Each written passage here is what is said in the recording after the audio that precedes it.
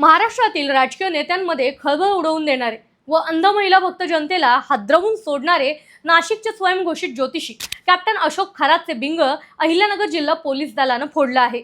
अहिल्यानगर पोलिसांचे यामुळे राज्यभर कौतुक होत आहे। जिल्हा पोलीस अधीक्षक सोमनाथ घारगे व अपर पोलीस अधीक्षक सोमनाथ वाकचौरे या दोघांनी शिर्डीतील दाखल गुन्ह्यावरून भोंदू अशोक खरातचं खरं रूप समोर आणले।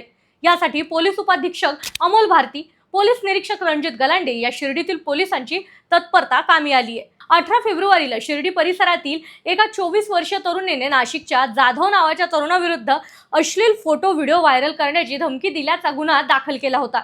या प्रकरणाचा जिल्हा पोलीस अधीक्षक सोमनाथ घारगे व अपर पोलीस अधीक्षक सोमनाथ वाकचौरे यांच्या मार्गदर्शनाखाली पोलीस उपाधीक्षक अमोल भारती व पोलीस निरीक्षक रणजित गलांडे यांनी तपास केला। यात आरोपी नाशिकचा स्वयंघोषित ज्योतिषी अशोक खरात याच्या कार्यालयात कामाला असल्याचं समजलं। पोलिसांनी कोणताही वेळ न घालवता थेट आरोपी जाधव या तरुणाला पकडलं। याला विश्वासात घेतलं असता त्याच्याजवळून पेनड्राईव्ह मिळाला। तो तांत्रिकदृष्ट्या तपासला असता पोलिसांना अशोक खरात याचं खरं रूप समजलं आहे। दरम्यान 1 वर्षांपूर्वी पत्रकार खेमनर यांनी बातमी छापल्यानं रुपाली चाकणकर व अशोक खरातने त्यांना नोटीस व धमकी दिली होती।